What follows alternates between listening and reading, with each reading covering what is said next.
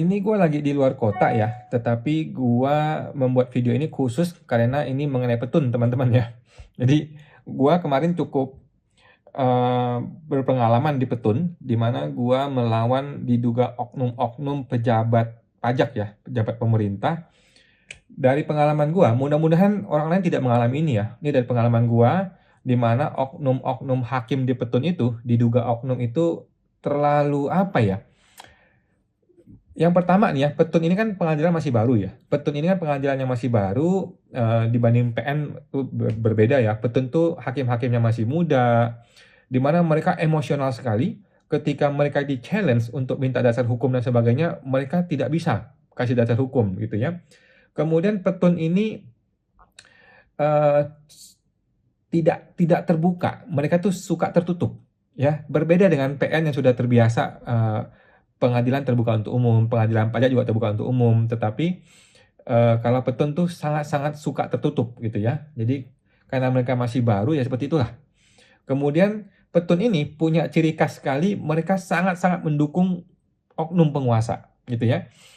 Jadi dari pengalaman gua beracara di Petun itu sulit sekali ya mereka itu untuk bisa netral gitu ya. Bahkan semua gugatan gua NO ya digagalin oleh para oknum-oknum hakim itu. Mudah-mudahan orang lain nggak begitu ya. Ini pengalaman pribadi gua teman-teman ya.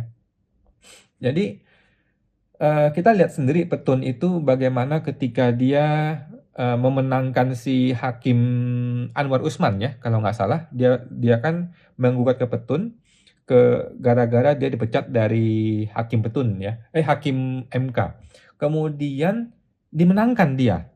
Nah, dimenangkan dia dan sampai sekarang kita nggak tahu gimana kasusnya karena Petun itu ketika bikin keputusan itu sulit dieksekusi. Pengalaman atau informasi dari orang gitulah ya. Nah, sekarang kita mencermati bagaimana putusan Petun terhadap Gibran ya, Gibran. Ini pendapat pribadi gue teman-teman ya, pendapat pribadi gue dan gue nggak tahu salah atau benar ya. Kalau salah tolong dikoreksi teman-teman ya. Gue melihat bahwa putusan Petun ini, Pengadilan Tata Usaha Negara ini ya, akan sangat-sangat dipengaruhi oleh penguasa. Jadi putusan Petun akan mencerminkan siapa sedang berkuasa. Gitu ya. Itu pendapat gue pribadi teman-teman ya.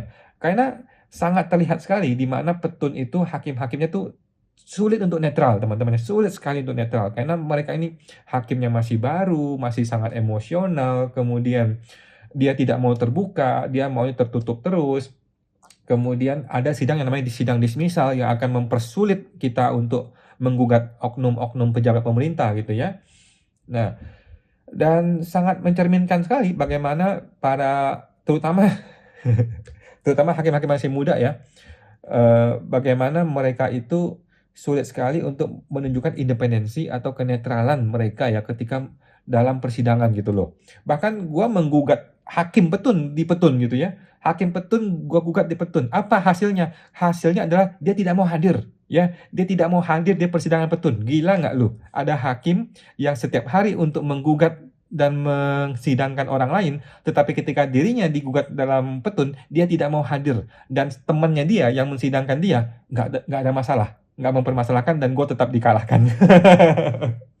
Jadi Petun ini memang memang suatu persidangan yang menurut gua mudah-mudahan gua salah ya, menjadi alat bagi penguasa ya, alat bagi penguasa untuk membuat mereka jadi kebal hukum gitu ya. Karena ketika penguasa atau pejabat mau digugat oleh warga negara, lu tidak bisa gugat dia di PN ya. Lu hanya bisa menggugat dia di Petun ya, Pengadilan Tata Usaha Negara. Dan di Petun sudah di backing ya, sudah dikunci di situ, lu akan terhambat di proses dismisal, lu akan terhambat di proses pembuktian dan karena sulit sekali untuk terbuka gitu ya. Kalau tidak ada transparansi, maka disitulah tidak akan bisa ada keadilan gitu ya.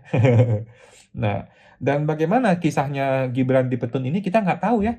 Kan kemarin digugat tuh di awal ya, begitu digugat di awal, bagaimana perjalanan sidang ini kita tidak tahu. Kenapa kita tidak tahu? Kita tidak tahu karena tidak terbuka ya. Petun itu tidak terbuka. Walaupun sidang dibuka bukan untuk umum katanya ya, tetapi pada faktanya sulit sekali untuk terbuka ya. Dan tiba-tiba ada putusan tanggal 10. gitu, tanggal 10 Oktober katanya. Kenapa putusan tanggal 10, kenapa nggak setelah tanggal 20? Lagi-lagi politik gitu ya.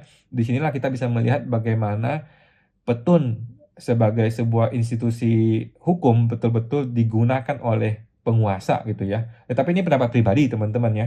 Bagaimana penguasa bisa berlindung di balik Petun supaya mereka bisa kebal dari warga negara gitu. Dan gue sudah buktikan teman-teman, gue sudah buktikan, gue gugat oknum-oknum itu, para pejabat, dan mereka semua dimenangkan oleh Petun ya, dan gue kalah gitu. Jadi hasil dari Petun ini kita tidak tahu apakah Gibran akan dikalahkan, apakah Gibran akan menang, apakah dia akan dinyatakan tidak sah sebagai wakil presiden atau bagaimana lah ya. Tetapi keputusan Petun akan menunjukkan arah dari kekuasaan. Gitu teman-teman ya. Keputusan Petun akan bisa menjadi cerminan bagi kita siapa sedang berkuasa. Gitu ya. Karena putusan Petun tidak bisa independen. Itu pengalaman gua ya. Dan gua melihat sendiri bagaimana sulit sekali mencari keadilan di Petun. Berbeda dengan pengadilan lain. Oke, teman-teman ya. Jadi, apapun hasil dari sidang Petun itu, walaupun itu nanti bisa atau tidak bisa diterapkan di dalam praktek, ataupun dieksekusi atau nggak bisa dieksekusi, itu urusan lain. Tetapi putusan Petun adalah cerminan dari siapa yang sedang berkuasa. Gitu teman-teman ya. Oke, mari kita saksikan bagaimana hasil Petunnya di tanggal 10 Oktober. Sampai jumpa, semoga terbantu.